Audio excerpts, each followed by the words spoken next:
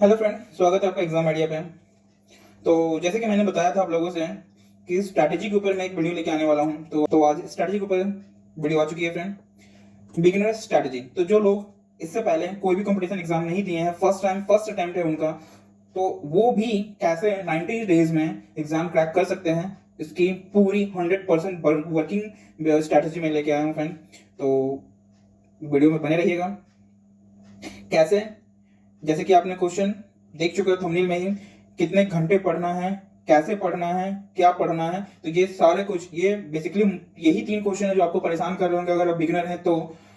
और अगर आप एक्सपीरियंस होल्डर हैं तो आपको तो ये सारी चीज़ें जानने की जरूरत नहीं है, लेकिन अगर आप बिगिनर हैं तो आपके लिए ये प्रॉब्लम कर रहा होगा।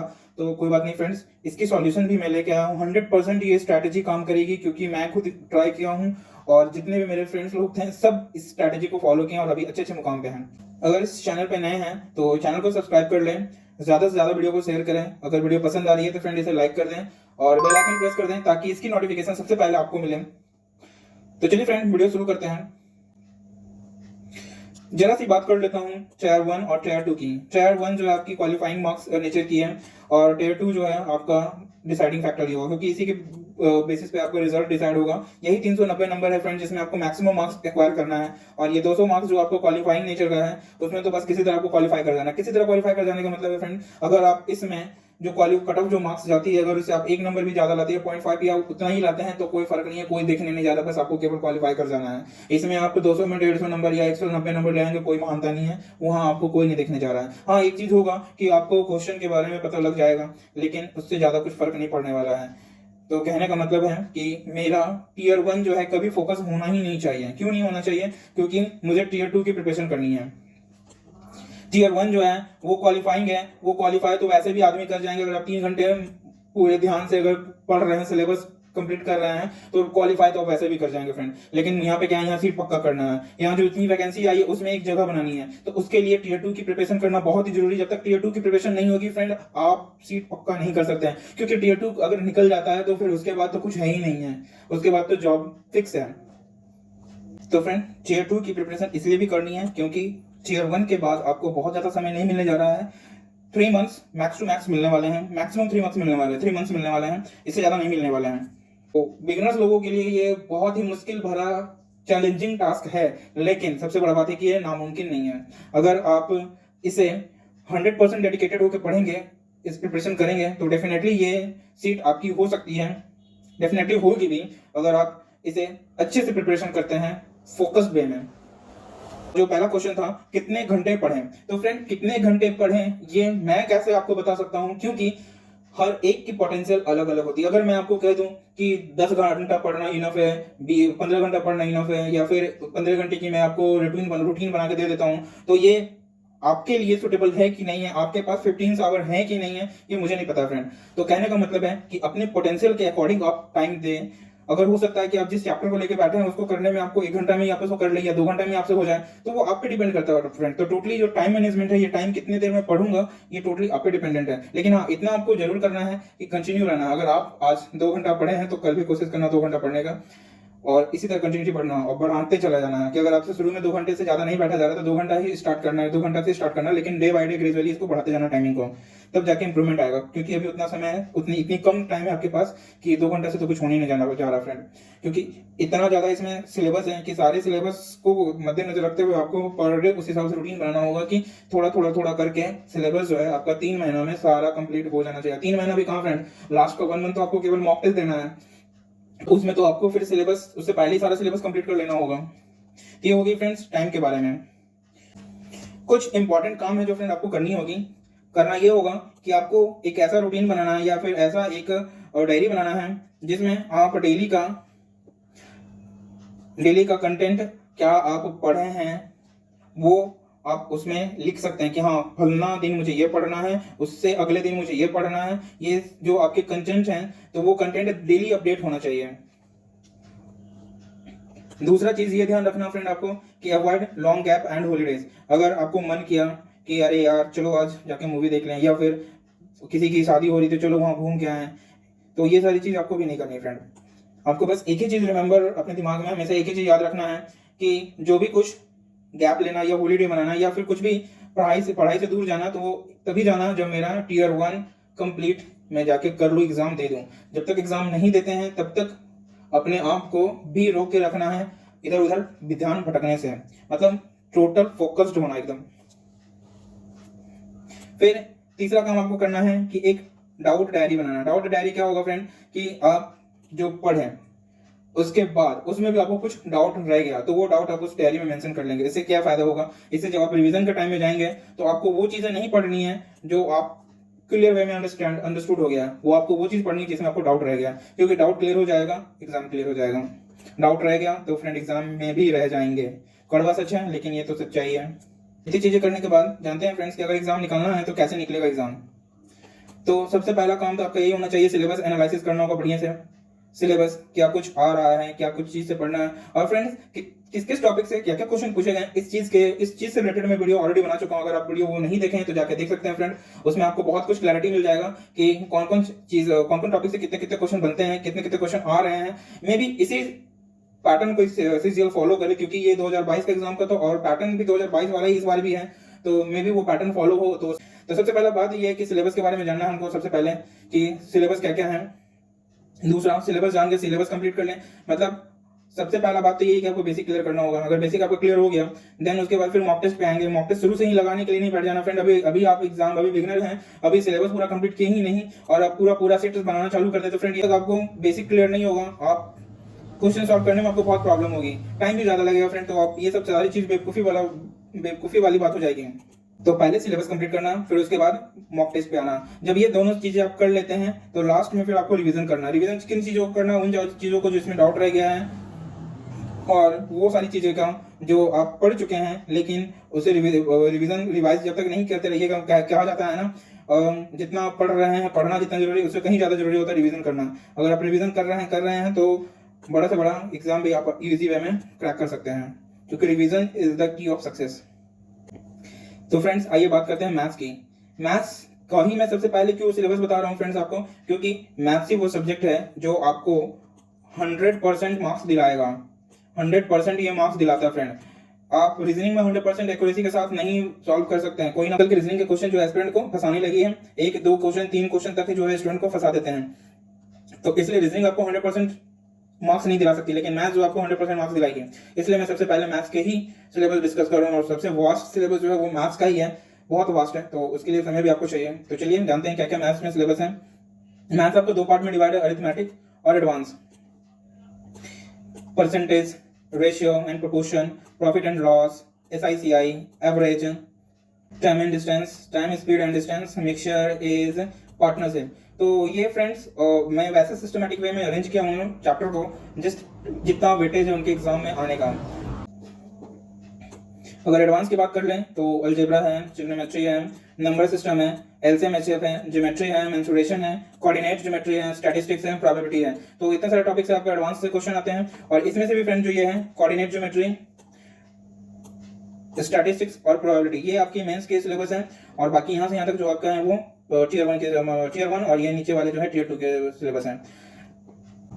और फ्रेंड DI जो है बहुत इंपॉर्टेंट रोल प्ले करता है आपका टीयर 1 में। टीयर 1 में DI से क्वेश्चन आते हैं। आइए फ्रेंड जीके एंड जीएस की बात कर लेते हैं। तो जीके में आपकी जैसे साइंस की मैं बात कर लूँ फ्रेंड, तो क्लास 9 से क्लास 9 और क्लास 10 की जो साइंस है NCERT की बुक वो मोर देन इनफ है।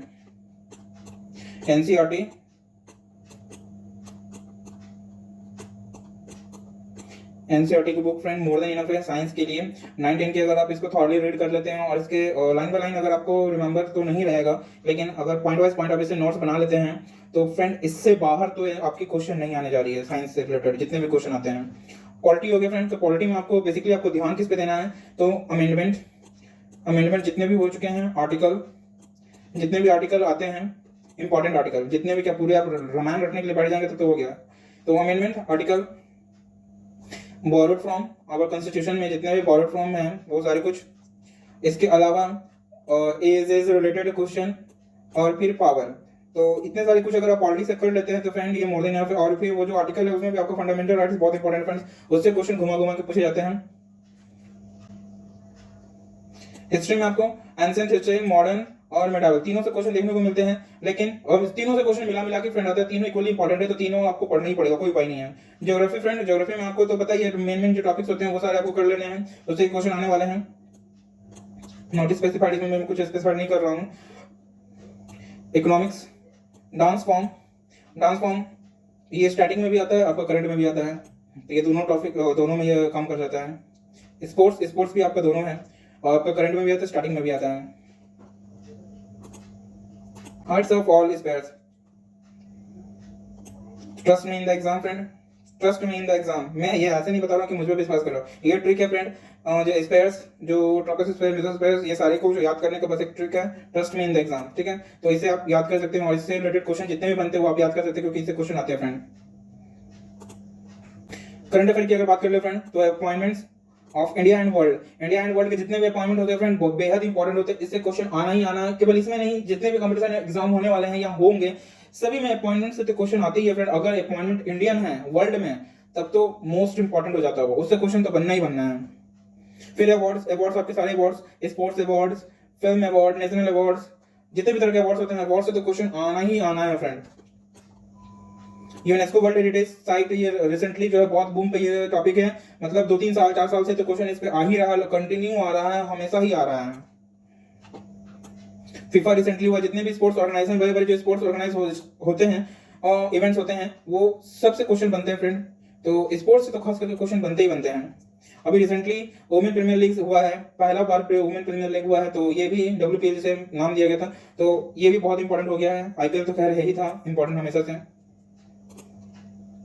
फेस्टिवल एंड स्टेट, स्टेट के बारे में तो आपको पढ़ना ही होगा फ्रेंड, स्टेट से रिलेटेड बहुत क्वेश्चन आते हैं, और तरह तरह के स्टेट से क्वेश्चन बनते हैं, और फेस्टिवल से, डांस फॉर्म से क्वेश्चन बनते ही बनते हैं, तो ये इंपॉर्टेंट है। और इंडेक्स, इंडेक्स जो डिफरेंट डिफरेंट संस्था जो जारी करती है, वो सारे इंडेक्स भी आपको पढ़ के जाना है। इसके अलावा आपको डेज, थीम्स, ये सब सारे करके जाने हैं। तो फ्रेंड इंग्लिश का, इंग्लिश का मैं टॉपिक वाइज आपको नहीं बता रहा हूँ किसी क्या क्वेश्चन बन रहे, क्योंकि ये मैं पहले ही वीडियो अपलोड कर चुका हूँ, तो मैं बस यहाँ पे ये सजेस्ट करने वाला हूँ कि आपके सोर्स क्या रहेंगे इंग्लिश कंप्लीट करने के। तो ग्रामर के लिए नीतू सिंह का बुक आता है निगम पब्लिकेशन का, जिसको आप रेफर कर सकते हैं। वोकैबुलरी के लिए आपको किरण का प्रीवियस ईयर का क्वेश्चन सेट आता है, जिसे आप देख सकते हैं, उसको फॉलो कर सकते हैं। और कंप्रीहेंशन के लिए तो भाई आपको कुछ नहीं, द हिंदू पढ़ना ही पड़ेगा, बिना द हिंदू पढ़े हुए आपका इंप्रूवमेंट कंप्रीहेंशन नहीं हो सकता है, क्योंकि आपको रीडिंग करना होगा, और द हिंदू पढ़ने का, और द हिंदू में भी आपको क्या पढ़ना होगा, द हिंदू में आपको एडिटोरियल पढ़ना होगा। एडिटोरियल जो आता है उससे फायदा ये होगा फ्रेंड, आपको बहुत सारे वर्ड्स, न्यू न्यू वर्ड्स जानने को मिलेंगे, पहला चीज। और दूसरा चीज ये होगा फ्रेंड कि आपको रीडिंग स्किल्स इंप्रूव होगा।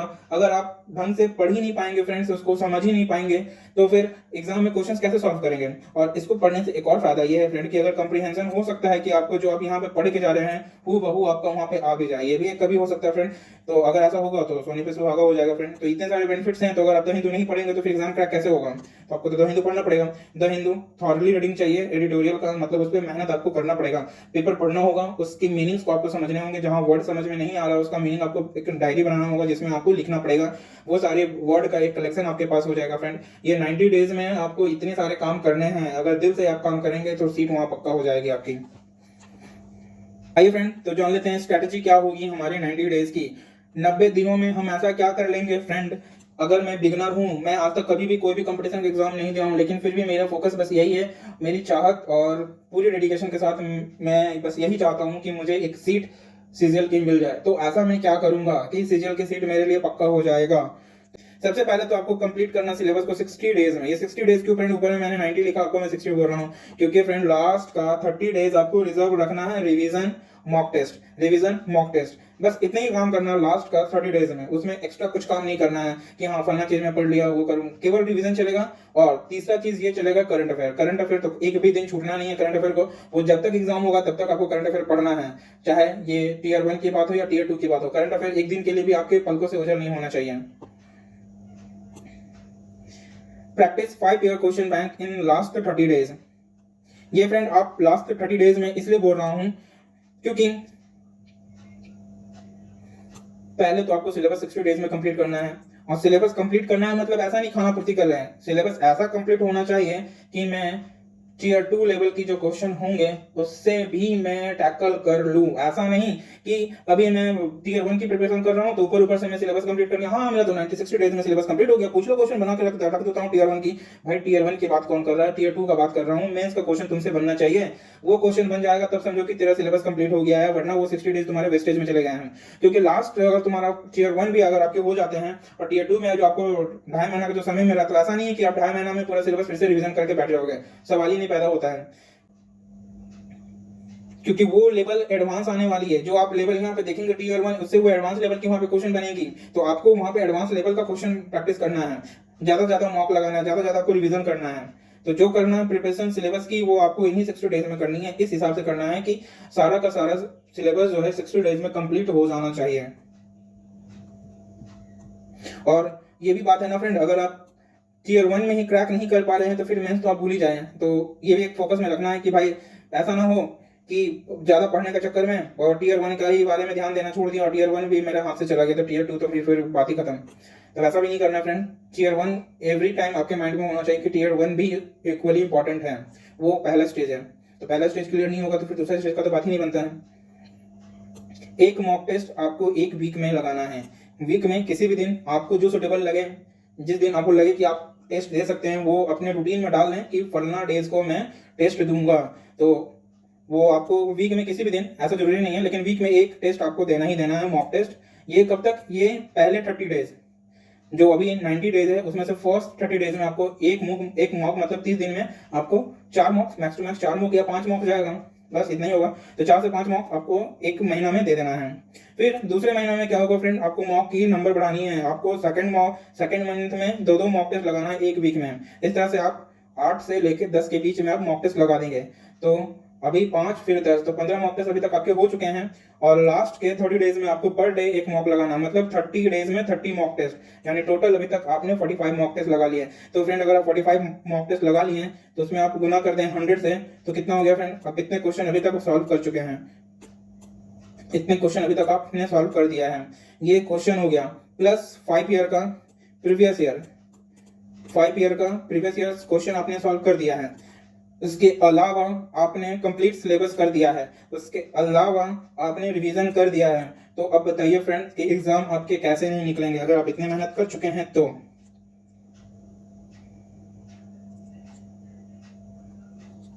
इसी के साथ मैं बताना चाहूंगा फ्रेंड कुछ बुक्स के बारे में। अगर आप मैथ्स से जुड़े बुक चाहते हैं कि मैं सजेस्ट करूं तो 2-3 बुक हैं जिसे अच्छा मार्केट में माना गया है। अगर आप एकदम बिगिनर हैं, आपको पूरी बेसिक से मैथ सीखनी है, तो एम टायरा की एक बुक आती है, एम टायरा की बुक आप ले सकते हैं, या फिर अरिहंत की अरिथमेटिक आती है। ये दोनों में से कोई एक आप बुक ले सकते हैं। और उसके अलावा भी अगर आपको पूरा बेसिक चाहिए, मतलब एकदम स्कूल लेवल का, तो आप आर एस अग्रवाल की एक क्वांटिटेटिव एप्टीट्यूड आती है, वो आप ले सकते हैं। तो ये 3 बुक मैं आपको सजेस्ट कर रहा हूँ, तीनों में से आपको जो बढ़िया लगे आप ले सकते हैं। तीनों बुक का खासियत ये है फ्रेंड कि तीनों बुक आपको हिंदी में भी अवेलेबल हो जाएगा, इंग्लिश में भी अवेलेबल हो जाएगा। रीजनिंग की बात करें फ्रेंड तो रीजनिंग में आपको कोई बुक लेने की जरूरत नहीं है। अगर आप प्रीवियस ईयर के क्वेश्चन बना रहे हैं तो मोर देन इनफ हो जाएंगे आपके लिए। रीजनिंग का क्वेश्चन आपको वहीं से मिल जाएगा, सॉल्व हो जाएंगे, और एक्स्ट्रा उसमें करने की जरूरत नहीं फ्रेंड। अगर एक्स्ट्रा आपको फिर भी लगता है तो आप टॉपिक वाइज आप स्टडी मटेरियल उसका बहुत सारा नेट पे अवेलेबल है, आप वहां से ले सकते हैं। फिर बात कर लो फ्रेंड इंग्लिश की, तो इंग्लिश में आपको सेम मैंने तो बता ही चुका, इंग्लिश के लिए इंग्लिश में तो कोई दिक्कत ही नहीं है। उसके अलावा भी अगर आपको बुक देखना है तो आपको मिरर ऑफ कॉमन एरर का बुक देख सकते हैं, जिसमें फ्रेंड्स अच्छे खासे रूल्स आपको मिल जाएंगे। लेकिन अगर आप नीतू सिंह के बुक के साथ जा रहे हैं तो कोई दिक्कत नहीं है, दूसरा बुक आपको प्रेफर करने की कोई जरूरत नहीं है। तो फ्रेंड ये थी आज की वीडियो जहां हमने स्ट्रैटेजी के बारे में बात किया है। तो अगर आप इसे फॉलो करते हैं फ्रेंड तो मुझे पूर्ण विश्वास है कि आप अच्छा करेंगे और आपका एग्जाम डेफिनेटली निकलेगा। तो आशा करता हूँ फ्रेंड आप इस स्ट्रैटेजी को फॉलो करके देखेंगे, और अगर इसमें कुछ इंप्रूवमेंट आपको लग रहा है करने की है तो आप अपने हिसाब से इंप्रूवमेंट कर ले सकते हैं। तो आज के लिए बस इतना ही फ्रेंड, मिलते हैं फिर किसी वीडियो में। Thank you friend.